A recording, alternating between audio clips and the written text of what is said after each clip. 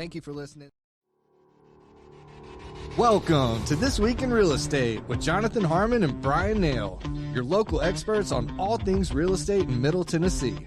Listen in as they discuss the current state of the market, the latest trends, and have a little fun while doing it. We do want to say the opinions voiced on this podcast are for general information only and not intended to provide specific advice or recommendations for any individuals.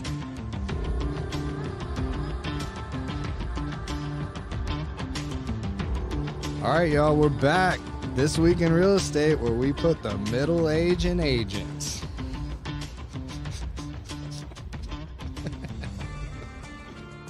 Oh, shit. There you go. Sorry. It's always a treat to hear what they're going to come up with. And I think doing something goofy like this was my bright idea, but I put it on Missy's shoulders.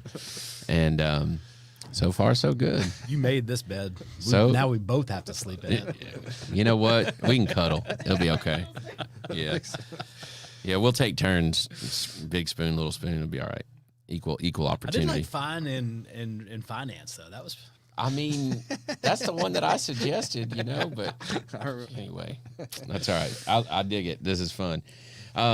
So, hey, welcome to This Week in Real Estate. I'm Jonathan Harmon with J. Harmon Home Team, powered by Keller Williams, and you are? I'm Bryan Nale with Premise Mortgage Loan Officer, and happy to be here. Yeah, same about the happy to be here. I've been here all morning today. It's been a long day. I should have probably had at least one more cup of coffee, but then I get all jittery, so maybe not. Cheers to Brass Horn. Love those guys over there. We've got producer Trent in the studio and producer Missy. I don't know, what are you like? How does that work? Is it like executive producer and bald producer? Is that just call it? Yeah, co-produce. But most importantly is we've got Cammie the Wonder Dog over here gnawing on a bone, holding it down, protecting us. We should put a microphone on her. No, we should. It sounds like this. Stop. Don't do that. We're trying to keep listeners. And viewers. Okay. Yeah. Anyway. We're officially ready. Okay. Well, Bryan, how's your week going? It's good. Let's dive into some headlines. Let's do this. All right. Hang on, I got my little thing. Oh, yeah. You got pause, dude. Come on. One moment, please. All right, because it gets super loud. All right, here we go. Headlines.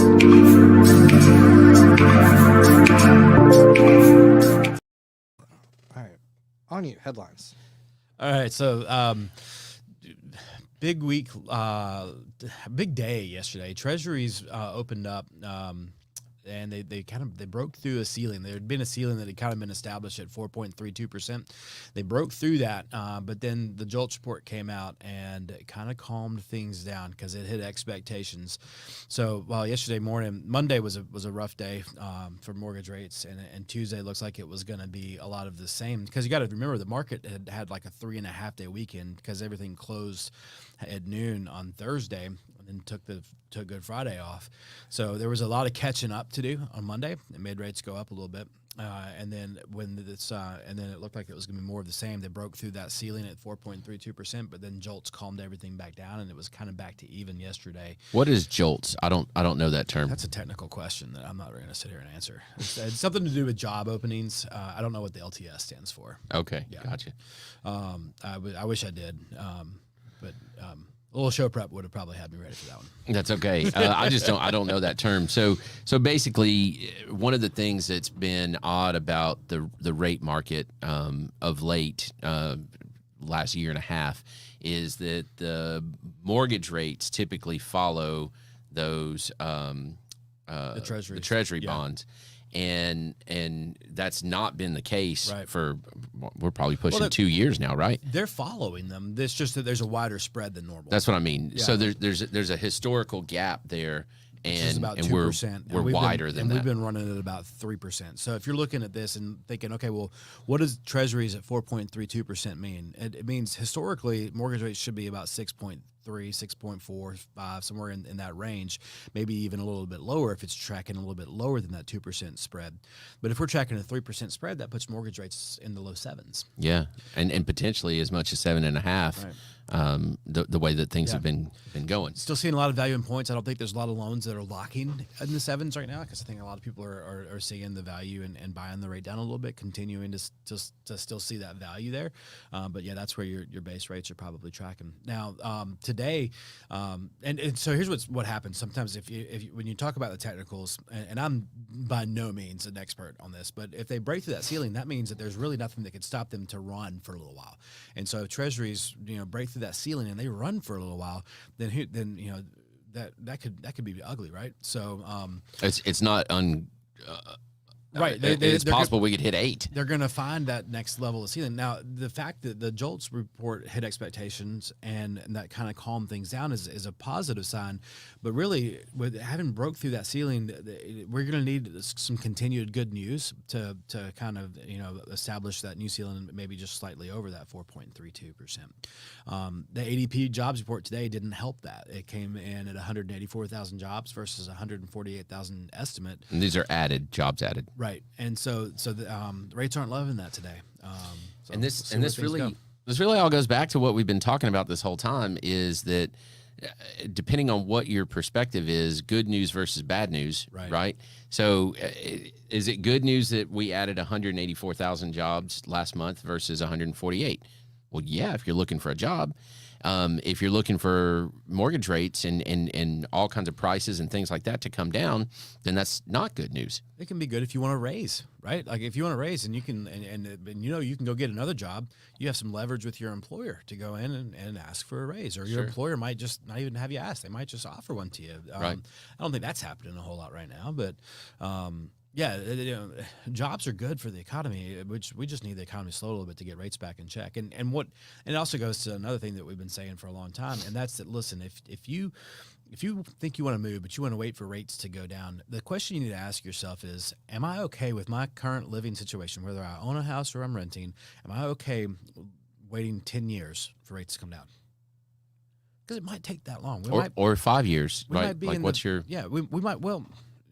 might be in the 5s, 6s, 7s for a long time, right? Mm-hmm. So that's what I would ask yourself. If you're on the fence, if you're thinking, hey, I'd like to move, there's this thing about my house right now that I don't like, whether I'm renting it or I own it or I'm in an apartment or whatever it is.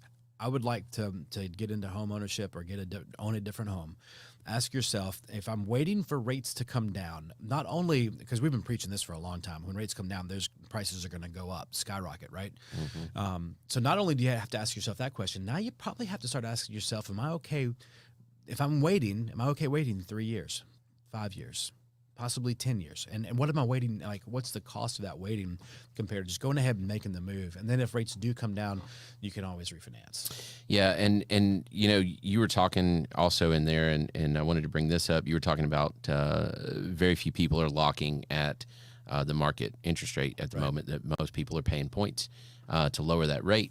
And I understand that, but you need a mortgage lender that's going to sit down and really walk through those options with you, because I think one of the most important things that you need to evaluate if you're going to pay that is how long am I going to stay? Will I see the savings from that? It's a great example on a loan that I locked on Monday.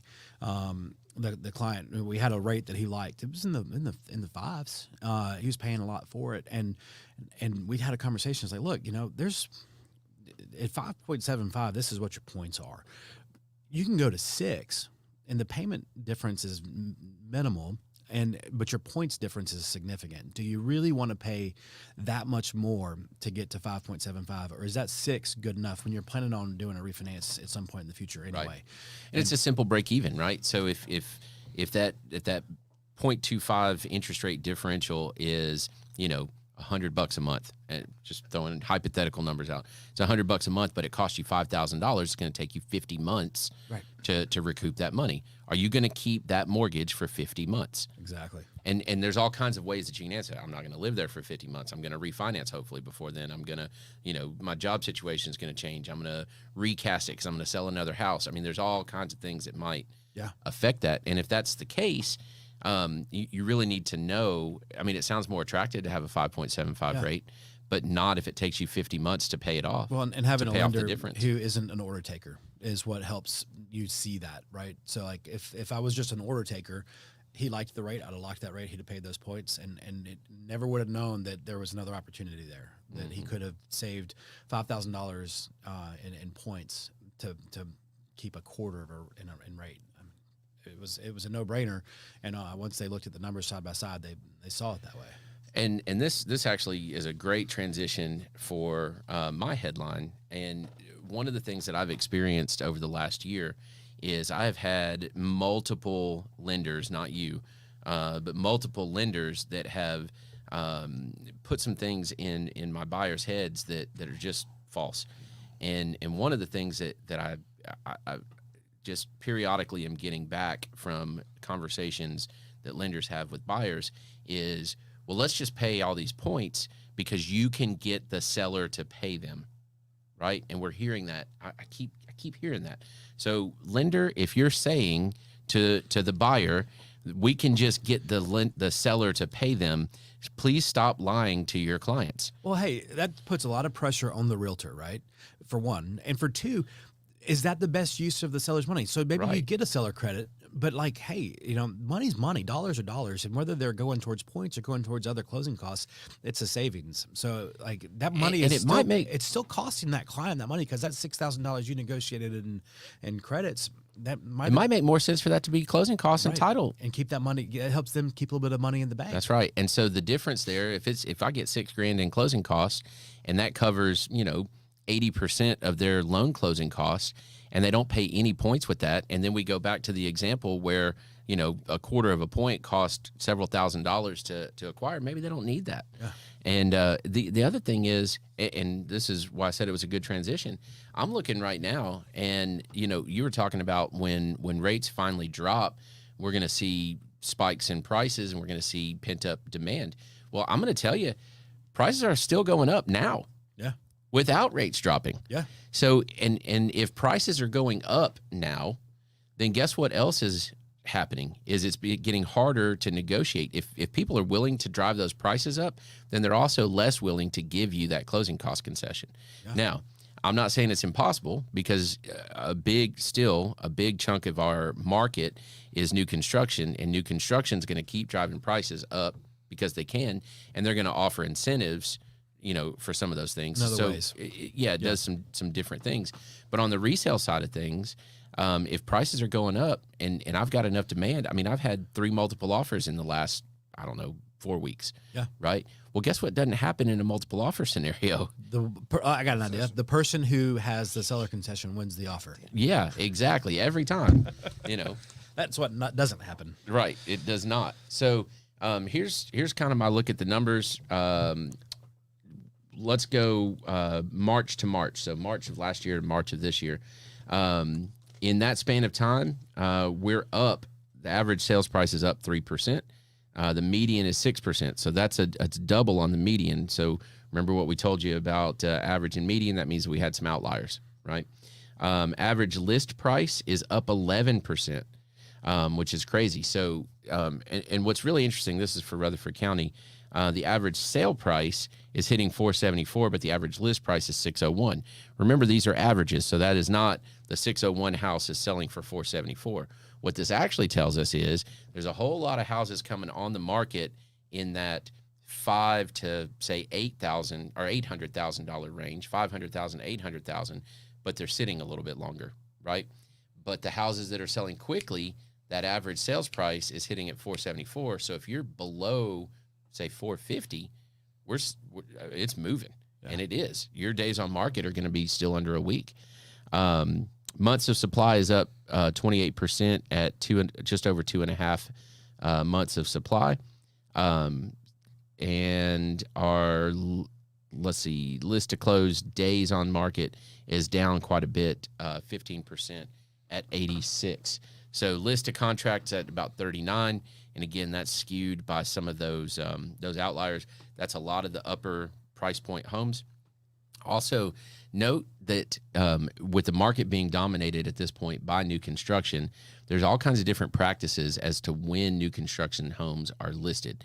So different builders have a different philosophy on this. So one builder might scrape the ground, put a foundation in, frame it, and that's when they list it, right? So you could still potentially come in, choose paint colors, whatever, right? Others, they're not putting it on the market until, they're a week or two away from being able to hand the keys over. And so it's just a difference in kind of the philosophy of what they want to put on the market. Point being that those days on market can be skewed because if that house is just in framing and that's it, it's not really ready to be sold. And they're just kind of like, it's almost like a coming soon in a way, right? Right.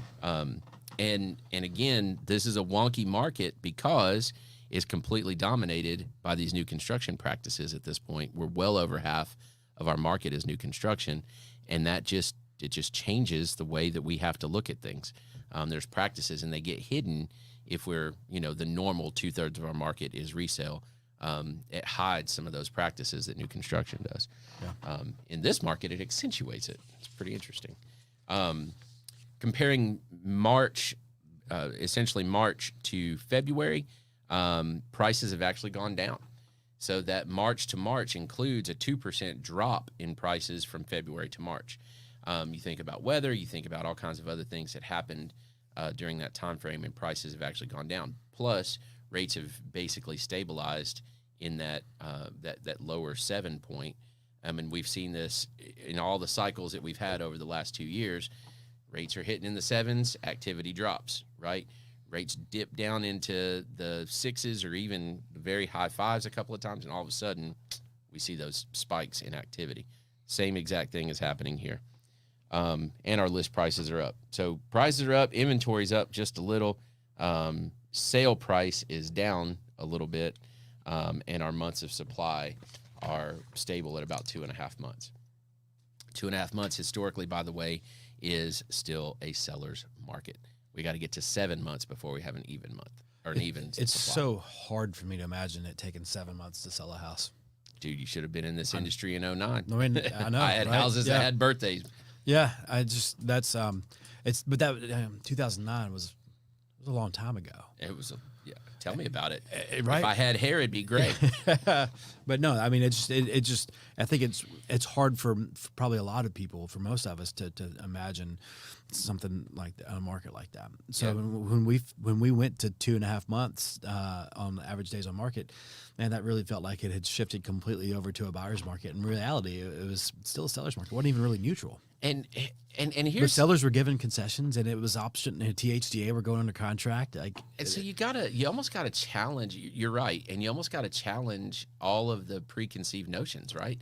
So a 7-month supply of inventory at this point, it would not just feel like a buyer's market. It would feel like an apocalypse. It would. It really would. Just because of the recency bias, maybe. I don't know, but it would feel like the wheels had completely come off the rails. Yeah, and maybe that's how we've shifted. And you think about it, even in 09, the internet affecting home sales, sure, absolutely it did, but not to the extent that it does now. I mean, you think about it at this point, how many people pull up a laptop to go home search? I mean, some, but the vast majority, they're on their phone doing it. That's true. That's right? what you mean. Yeah. And so the access and the access is significantly better as well. Zillow is firmly established. Realtor.com, even RealTrax has finally improved their customer-facing interface. And so at this point, the market does move more quickly than it did in 09. So is 7 really an even market anymore? I would say no. I would say no. I'd say it's like 4. Yeah. I'd say an even market might be 3, and 4 would certainly be a buyer's market, I think, because people move faster too. Like that's what I'm saying. People want everything moves faster. People want to be where they're going a lot quicker, and so whereas in 2009, it might even before 2009, like in 2006 and 7, when things were just blowing and going, you still knew that it might take a while to get your house sold. So you were still making plans based on what it would be like to make that move, and I feel like now people we want something and we want it now. We don't want even to, your app is better, right? Right. Like Oh, yeah. even the mortgage app, Yeah. they're actually accurate or relatively now. Yeah. Where in '09, are you kidding me? Yeah, they were horrible. Awful. Interesting. Yeah. Good conversation. All right, market movers.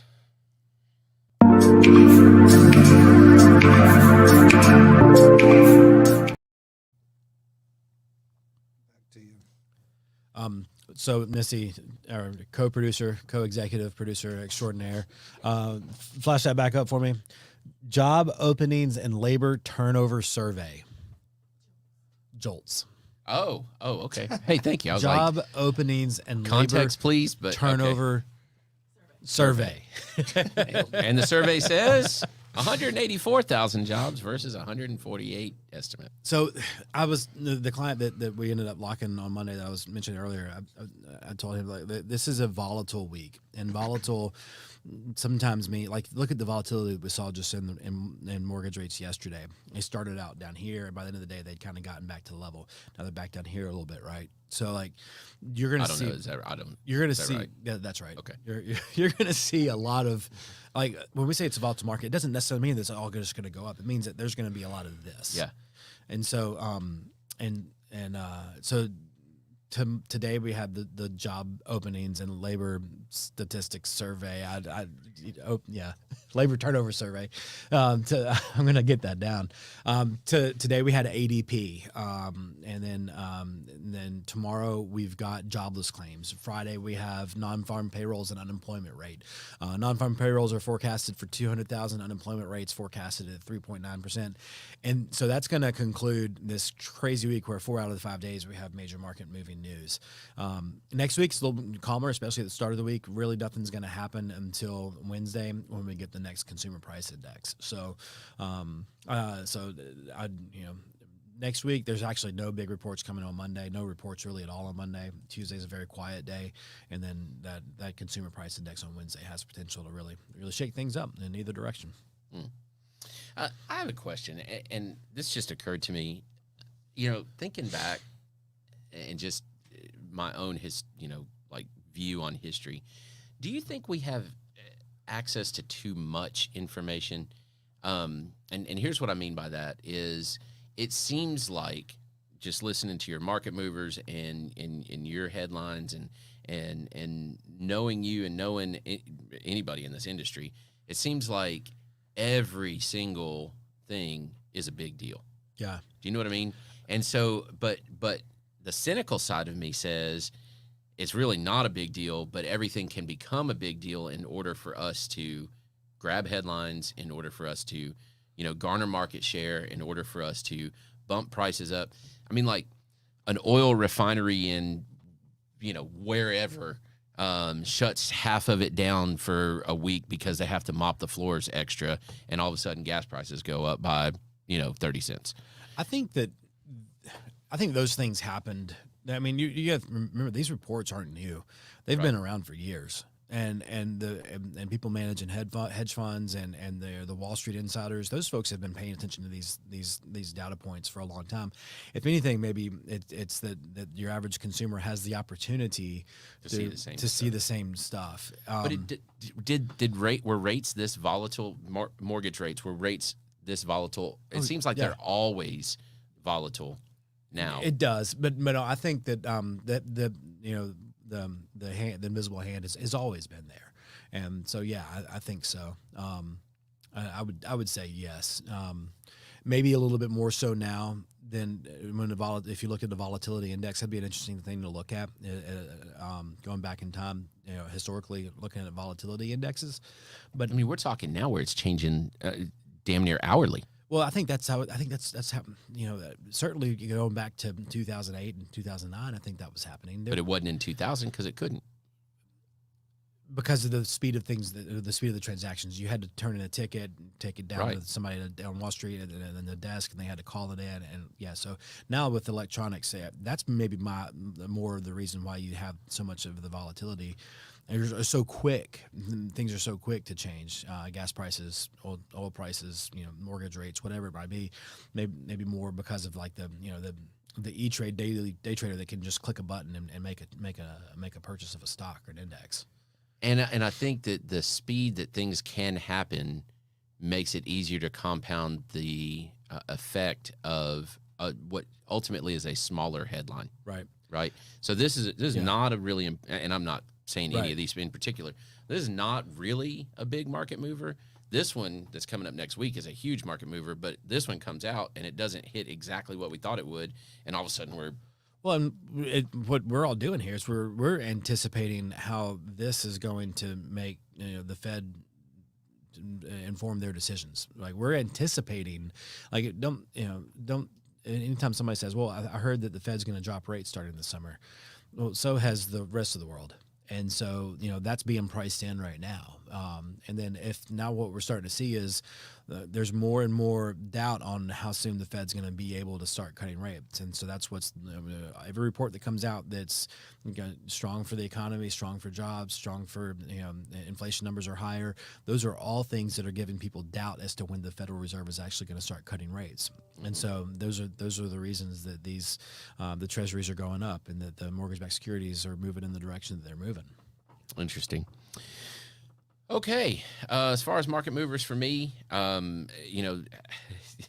to Middle Tennessee. It's the weather, baby. I mean, my goodness. I'm watching the news yesterday, and it's like we're going to have thunderstorms and tornadoes, and we're going to have snow flurries by Thursday on the plateau. I'm like, what? All 4 seasons in 72 hours. Yeah. So, that's the kind of stuff that keeps people, practically speaking, it keeps people from looking at houses. They don't look at houses. They don't write offers, that kind of thing. So we get through that. We get into later April and certainly into May, and all of a sudden people are at it. Yep. I think we've got a shiny penny coming up. I hope so. I love shiny pennies. Give me some good news.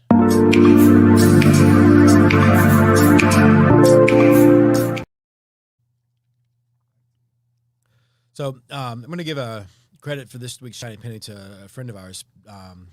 Brad Hopkins had a Facebook post shout out to Brad that kind of inspired this. He's a very well-dressed man. He is, man. Very dapper. He is. Yeah, I like his style. I do too. I'm I jealous. heard him explain his style. He's like, I'm a realtor. I'm in Middle Tennessee. I don't know if I'm going to be going to a farm to walk some property or if I'm going to be walking into a condo in Nashville. So like the way he dresses is with a change of shoes he can be in any kind of environment. So his post that kind of got me thinking was about the conforming loan limits, and $766,550 is the national conforming loan limit for a conventional mortgage. And then the Nashville MSA, and what's really kind of neat about this, and I'd encourage you to go look at his Facebook post, go look at his picture, send him a friend request if you're watching this. A friend request with Brad Hopkins. But look at this.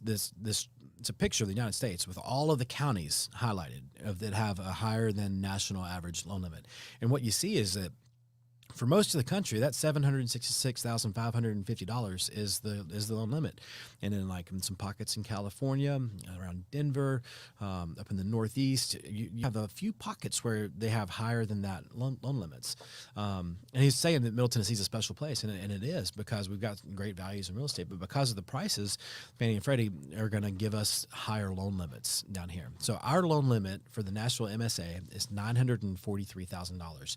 What that means is that before you have to do a jumbo loan, your loan amount would have to be over $943,000. Not purchase price, but loan amount. That's right, loan amount. So you could buy $1 million house with your typical down payment. You're going to be under that conforming loan limit for the Nashville MSA. But if you put a 10% down payment on that $1 million house in another market, you'd be over the conforming loan limit, and you would have to do a jumbo loan, which are going to have different underwriting standards. So what I want to add to this conversation, though, is that make sure that you're working with a mortgage lender who can look at things objectively and have other options available. Because a couple of years ago, Fannie and Freddie started charging people more if they went over that loan limit, the national loan limit. So you can do a mortgage for $800,000 in this Nashville MSA and not have to do a jumbo loan, but there might be some investors who would let you do a jumbo loan at that $800,000 loan amount and not have to pay the loan level price adjustment that Fannie and Freddie are charging. So you need to look at both options. Does it make more sense for me to do a jumbo loan with this investor, or does it make more sense for me to do a conforming conventional mortgage and within that high cost area? Very interesting. Okay, I don't really have much to add to that, other than have a great lender that knows that, and again doesn't just check boxes. Cool. All right, moving on to the next segment. We don't have a guest today. You're my guest, and I'm your guest. I mean, guess. we're cuddle buddies. We're all kinds of stuff. Yeah, I didn't want to go that far. Well, it's just reharkening the conversation from earlier. So we're going to move on to one of my favorites, and that is to look at some interesting, perhaps unique, perhaps appalling sometimes atrocious, yes, of something that has been taken from an MLS listing on the internet. Here it comes, and oh boy. Oh, look at the mural. The first thing I saw was the furniture, and then it came in bigger, and I saw the mural. And are they shaking? Are they arm wrestling? They're arm wrestling. That is Jesus and Satan arm wrestling.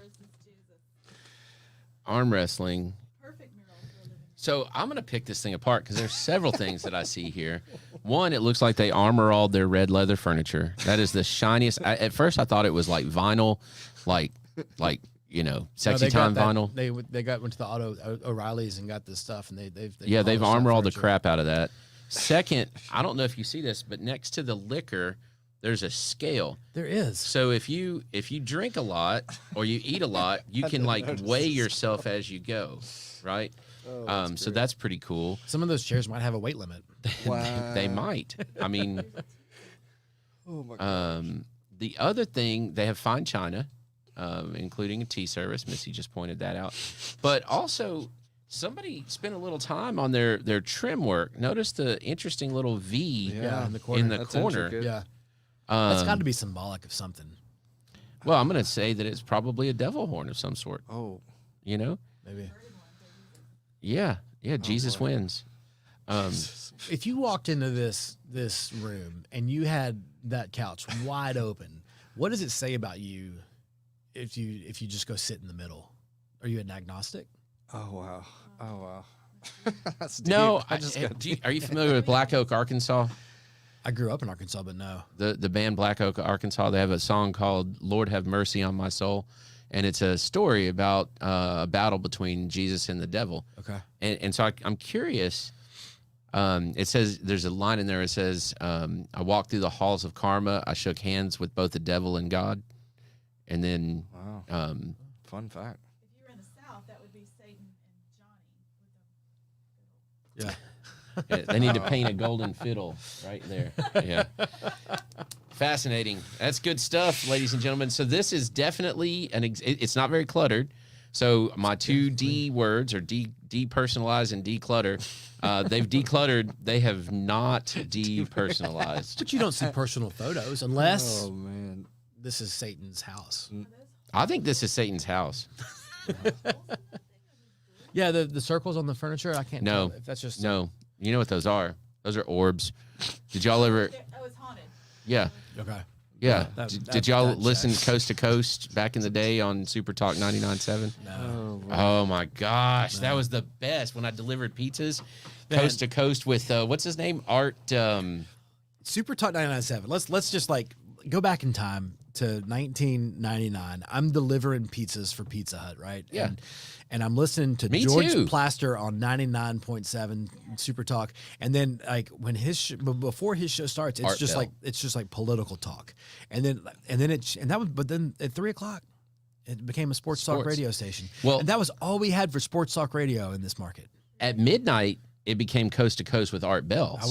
I guess- delivered pizzas late. We must have closed early. Were you in Smyrna? Uh-huh. Yeah, I guess y'all stayed open later than us. We did. And Art Bell, man, you listen to that in the dark and you're driving around on some of those back roads at the time, it'll freak you out. It'll freak you all the way out. Like ghosts and aliens and dimensions and We both delivered pizza for Pizza Hut. And I also did Papa John's. Not at the same time. That'd be a conflict of interest. I was a turncoat. No, you need another disclaimer. Pizza Hut paid better, just FYI. I don't know if they still do. Yeah. Oh, man. All right, good stuff. was amazing. And the next section is a pro tip.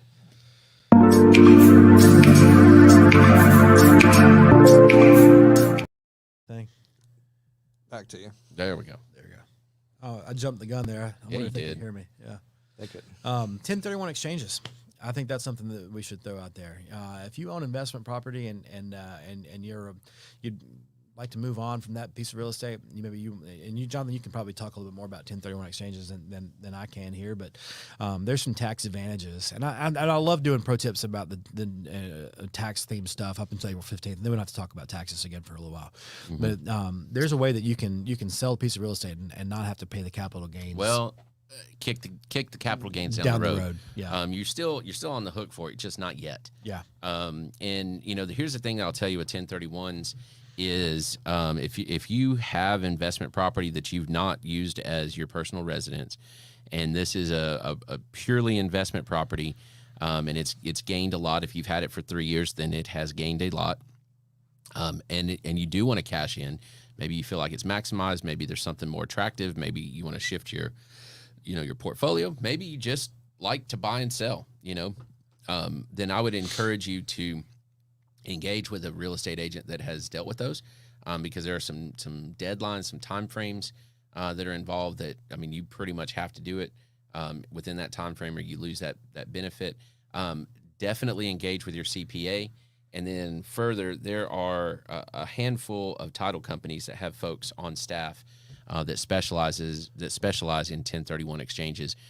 You're absolutely going to want to have one of those on your side. From day one, because I know enough. Really, about day them, zero. Yeah, to know like the money can never even come to you. It has to be held by an intermediary. Like you can't. It's very particular how you have to do a 1031 exchange. But here's the thing with the 1031, the benefit to that is, Bryan said that you don't have to pay the capital gains tax. And the reality of it is that you're on the hook for it at some point, unless you die. Yeah. And here's what I mean by that is if you're working on building out your investment portfolio and you keep kicking it down the road, and you roll it to the next property and maybe roll it to the next two properties, whatever, and you keep doing that. And then at some point you're going to die. It's going to happen. Your heirs inherit those properties at stepped up tax basis, which means that they take over the ownership of that property at the value at the moment that you died, right? And so you'd have somebody evaluate that. They would say, okay, your dad bought it at whatever, but now it's worth this. That is where you start. And all of a sudden, all of that tax burden that had been kicked all the way down the road, it's toast. Yeah, it goes away. And so it's definitely something for legacy building, or if there's a specific reason that you want to, defer that payment to the next time, whatever. There's certainly some benefits to that. So engage somebody that really knows that, and then come and talk to me, and I'll make sure that you meet all your deadlines. Let's do a teaser for next week. I think we should have our pro tip next week be regarding tax planning and the potential for the tax cuts in 2025 to expire. So tune in next week. We'll dive into that a little bit. But we do need to have this disclaimer. Neither Bryan nor I are tax advisors, nor do we really know basically anything about taxes. We can just like read an article, yeah, and then tell you to go talk to your accountant. Yes, for sure. I'm gonna throw one pro tip out there as well, and if you haven't heard me say this yet, and you can't read through everything that we've been talking about, I'm gonna just lay it out there. If you're considering making a move, it is time. If you have the means to do it, you need to go ahead and do it. And this is not sensationalism. This is not, desperation breath. I love that term. This is my advice to you. Rates are where they are. If you can afford where that rate is, you can look forward to refinancing it at some point. But we're not going to see prices drop. You're just not. That hasn't happened yet. It's not going to. And if it does, it's going to be like this, and then it's just going to be volatility. But meantime, you're just not going to have a better time at some point in the future to purchase. So if you're gonna buy, let's go. Let's get her done. All right, last thing, closing remarks. Man, it's been a good episode. You just did it. Got anything else? I was about to say, I feel like you just did that. Yeah. What? Just because I can't help but do this. What are some cool things going on this week in Rutherford County that we need to know about? Anybody got something like that? Cedar Glade Brews has their first pints and plants. So if you like potting plants, Evans Plant Farm will be here at CGB, and it costs us $30, and you get the pot, the dirt, the plants. You get to hang out for a little bit, so that'll be fun. There's still a couple of seats available for that. Blues Jam tonight. Oh yeah. If you like music, if you like live music, If you play. if you play music, even if you're not very good, I'm going to tell you, there is not better music on a Wednesday night in Rutherford County than our monthly Blues Jam. There's just not. Yeah, that's great. I mean, these guys can play, and then it's always fun to watch somebody pull their guitar out of the case and just walk up and get up there with them and start jamming. Or harmonica or saxophone, Yeah. or Yeah. we've had all of that. Trumpets, trombones, Come out and bass, play. Like the big bass. Stand up. Yeah, bring out your instrument. Come and play. Or just sing. We've had a few people just walk up, and it's way better than karaoke, y'all. Way better. I'll give a shout out to our domestic violence sexual assault center, our buddy Erica Downing. They have a Show Your Till event tomorrow at the View at the Fountains. It's a fundraiser for our local group here, and it's at 11:30. So delicious lunch, and come in and help raise funds for that great group. Yeah, they're awesome over there. They're doing some serious work for our community. Trent, you got anything? I don't. You got any new shows? We got some coming down the line, but not just yet. Nothing you can tease us with or anything? Trying to think. Not officially. Huh? Oh, the Beer Cast. Duh. Beer Cast. Hello. Yeah, Beer yeah. Cast. Murfreesboro Beer Cast has been awesome. That's gonna be out later today or Yep. tomorrow. Good stuff. All right. Well, Yeah. that's it. Thanks for watching and listening. And as Eddie Fox used to say, if you didn't watch or listen, well, thanks for nothing. That's great. All right. Let's put this up. Y'all remember Eddie Fox?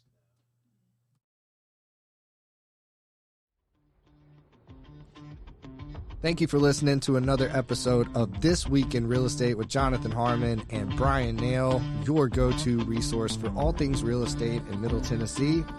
Be sure to like, share, follow, subscribe, and leave us a 5-star review. We will see y'all on the next one.